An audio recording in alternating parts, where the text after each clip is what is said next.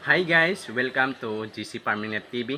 Ops! Nagsasawa ka na ba sa aking pagmumukhang ito? Sa video ito, huwag mo muna i-scroll dahil may isa pa akong tips at factor to consider kung gusto mo talaga magseryoso sa piggery farming, piggery business. Pakinggan mo to.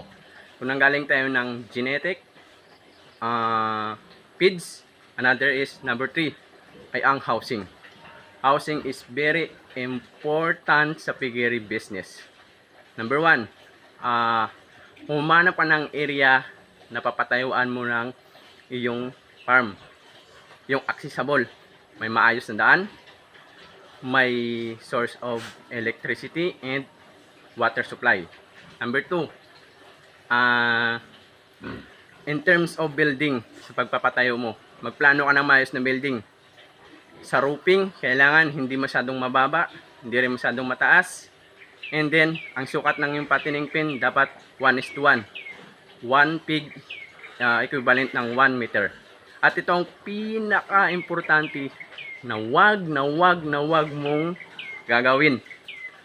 Wag kang magpapatayo sa kabahayan. Alam mo kung bakit? Para iwas reklamo. Peace down. Hi guys! Wala na po itong intro. Direkta na po tayo sa pang-apat na factor to consider kung talang gusto mong magseryoso sa negosyong ito. Number 4 is ang proper management. Okay? Proper management. Baliwala ang number 1 mong genetic.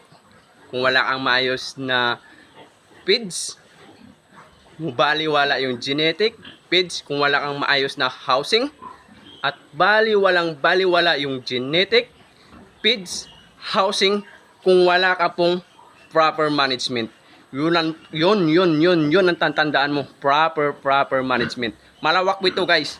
Para sa aking next video, follow nyo lang po GC Lumugdang para tayo ay sama-samang aasenso sa negosyo ito. Salamat. God bless.